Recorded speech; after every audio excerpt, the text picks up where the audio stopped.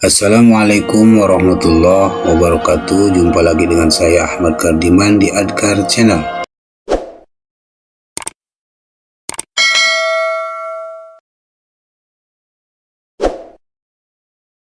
Hari ini kita akan membahas tentang hakim dan saksi. Pengertian hakim. Hakim adalah orang yang diangkat pemerintah untuk menyelesaikan persengketaan dan memutuskan hukum suatu perkara dengan adil. Dengan kata lain, hakim adalah orang yang bertugas untuk mengadili. Ia mempunyai kedudukan yang terhormat selama ia berlaku adil. Terkait dengan kedudukan hakim, Rasulullah Shallallahu Alaihi Wasallam menjelaskan dalam salah satu sabda beliau yang diriwayatkan oleh Imam Al-Baihaqi. An Ibni Abbasin radhiyallahu anhuma qala Rasulullah sallallahu alaihi wasallam idza jalasa al-qadi fi makanihi habatu alaihi malakani yusaddidanihi wa yuwaffiqanihi wa yurshidanihi ma lam yajur fa idza jara arja wa taraka. Apabila hakim duduk di tempatnya sesuai dengan kedudukan hakim adil, maka dua malaikat membenarkan, menolong dan menunjukkannya selama tidak menyeleweng. Apabila menyeleweng, maka kedua malaikat akan meninggalkannya. Hadis riwayat Al-Baihaqi. Syarat-syarat hakim. Karena mulianya tugas seorang hakim dan beratnya tanggung jawab yang dipikulkan di atas pundaknya demi terwujudnya keadilan, maka seorang hakim harus memenuhi beberapa kriteria sebagai berikut. Pertama, beragama Islam. Karena permasalahan yang terkait dengan hukum Islam tidak bisa dipasrahkan kepada hakim non-muslim. Kedua, akil balik, sehingga bisa membedakan antara yang hak dan yang batil. Yang ketiga, sehat jasmani dan rohani. Yang keempat, merdeka, bukan hamba sahaya, karena hamba sahaya tidak mempunyai kekuasaan pada dirinya sendiri, apalagi terhadap orang lain. Yang kelima, berlaku adil sesuai dengan prinsip-prinsip keadilan dan kebenaran. Yang keenam, laki-laki. Yang ketujuh, memahami hukum dalam Al-Quran dan hadis. Yang kedelapan, memahami ijma ulama serta perbedaan-perbedaan tradisi umat. Yang kesepuluh, memahami bahasa Arab dengan baik, karena berbagai perangkat yang dibutuhkan untuk memutuskan hukum mayoritas berbahasa Arab. Yang kesepuluh, mampu berijtihad dan menguasai metode ijtihad, karena tidak diperbolehkan baginya taklid. Yang berikutnya, seorang hakim harus dapat mendengarkan dengan baik, karena seorang yang tuli tidak bisa mendengarkan perkataan atau pengaduan dua belah pihak yang bersengketa.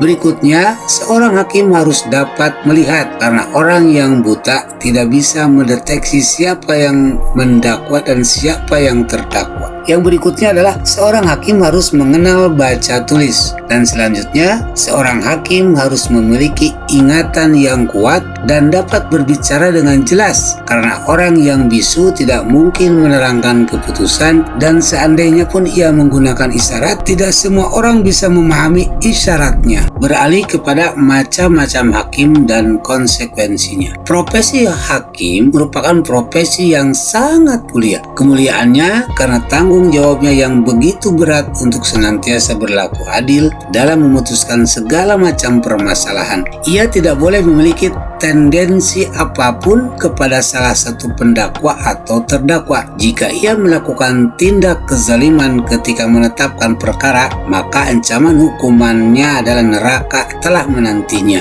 Namun sebagai seorang hakim juga ia berusaha dengan sebaik-baiknya dan seadil-adilnya. Jikapun ia salah, ia tetap mendapatkan satu pahala, dan jika benar tentu mendapatkan dua pahala. Kesimpulannya, kompensasi yang akan didapatkan oleh seorang hakim yang adil adalah surga Allah dan martabat yang mulia. Sebaliknya, hakim yang zalim akan mendapatkan balasan yang buruk, di mana ia akan distatuskan sebagai penghuni neraka. Hal ini sebagaimana Rasulullah Shallallahu Alaihi Wasallam sampaikan dalam sabda beliau yang diriwayatkan oleh Abu Hurairah radhiyallahu anhu. An Rasulullah Shallallahu Alaihi Wasallam qala al-qudatu salasatun isnani finnar wa wahidun fil jannah rajulun alimal haqqo wa faqada bihi fa huwa fil jannah wa rajulun qada lin nasi ala jahlin fahuwa finnar. Hakim ada 3 macam, 1 di surga dan 2 di neraka. Hakim yang mengetahui kebenaran dan menetapkan hukum berdasarkan kebenaran itu, maka ia masuk surga.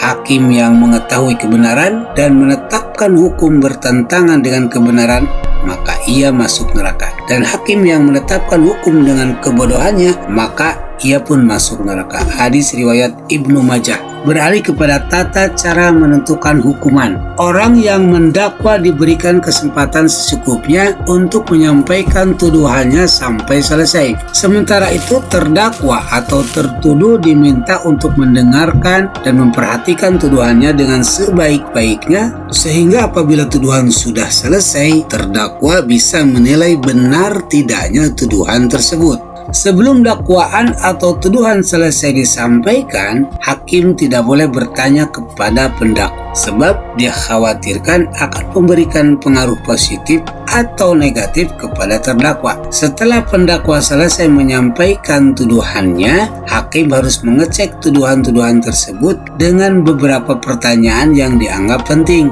Selanjutnya, tuduhan tersebut harus dilengkapi dengan bukti-bukti yang benar. Jika terdakwa menolak dakwaan yang ditujukan kepadanya, maka ia harus bersumpah bahwa dakwaan tersebut salah. Rasulullah sampaikan hal ini dalam salah satu sabdanya. Qala Rasulullah sallallahu alaihi wasallam, al-bayyinatu 'alal mudda'i wal yaminu 'alal mudda'a alaih. Rasulullah bersabda, pendakwa harus menunjukkan bukti-bukti dan terdakwa harus bersumpah. Hadis riwayat Ad-Daruqutni dan Al-Baihaqi. Jika pendakwa menunjukkan bukti-bukti yang benar, maka hakim harus memutuskan sesuai dengan tuduhan, meskipun terdakwa menolak dakwaan tersebut. Sebaliknya, jika terdakwa mampu mementahkan bukti-bukti pendakwa dan menegaskan bahwa bukti-bukti itu salah, maka hakim harus menerima sumpah terdakwa dan membenarkannya. Kemudian, yang perlu diperhatikan juga bahwa hakim tidak boleh menjatuhkan vonis hukuman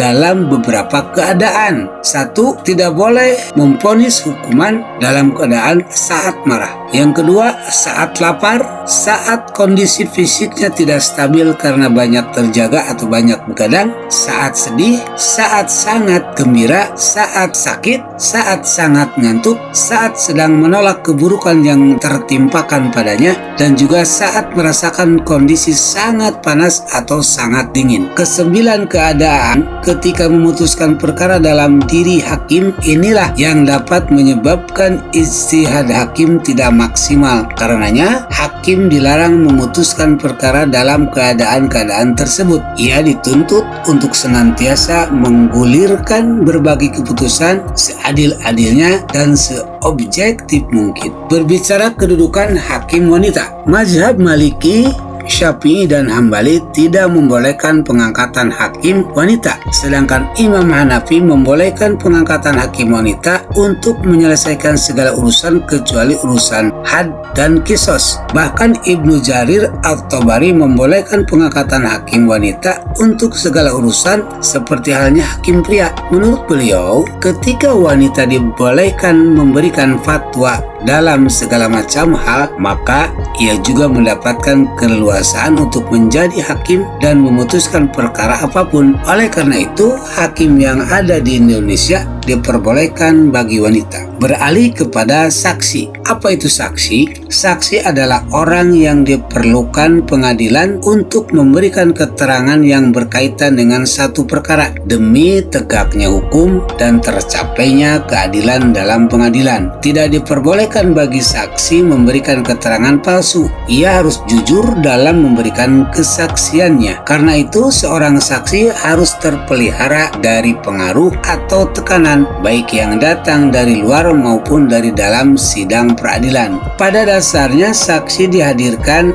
agar proses penetapan hukum dapat berjalan maksimal. Saksi diharapkan dapat memberikan kesaksian yang sebenarnya sehingga para hakim dapat mengadili terdakwa sesuai dengan bukti-bukti yang ada, termasuk keterangan dari para saksi. Sampai dengan penjelasan ini dapat dipahami bahwa saksi juga merupakan salah satu alat bukti di samping bukti-bukti yang lain. Lalu apa syarat-syarat menjadi saksi? Yang pertama, dia beragama Islam. Yang kedua, sudah dewasa atau balik sehingga dapat membedakan antara yang hak dan yang batil. Yang ketiga, berakal sehat. Yang keempat, seorang saksi harus merdeka, bukan seorang hamba sahaya. Dan yang kelima, saksi harus adil sebagaimana firman Allah, wa ashhidu dzawa adlin minkum wa qimus syahadata lillah. Dan persaksikanlah dengan 2 orang saksi yang adil di antara kamu, dan hendaklah kamu tegakkan kesaksian itu karena Allah. Untuk dapat dikatakan sebagai seorang saksi yang adil, maka bagi saksi harus memiliki kriteria-kriteria sebagai berikut. Yang pertama, menjauhkan diri dari perbuatan dosa besar. Yang kedua, menjauhkan diri dari perbuatan dosa kecil. Yang ketiga, menjauhkan diri dari perbuatan bid'ah. Yang keempat,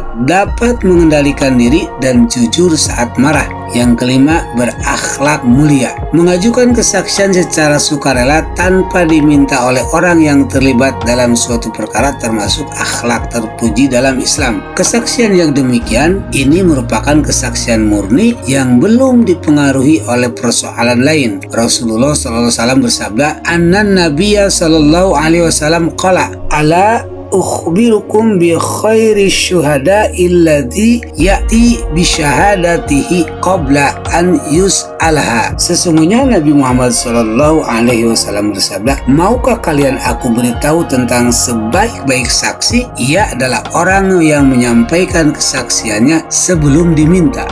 Hadis riwayat Muslim. Yang ketiga, saksi yang ditolak. Kriteria saksi yang ditolak kesaksiannya adalah pertama, saksi yang tidak adil. Yang kedua, saksi seorang musuh kepada musuhnya. Yang ketiga, saksi seorang ayah kepada anaknya. Yang keempat, saksi seorang anak kepada ayahnya. Dan yang kelima, saksi orang yang menumpang di rumah terdakwa. Demikian materi singkat hari ini, mudah-mudahan bermanfaat. Wallahu a'lam bishawab. Assalamualaikum warahmatullahi wabarakatuh.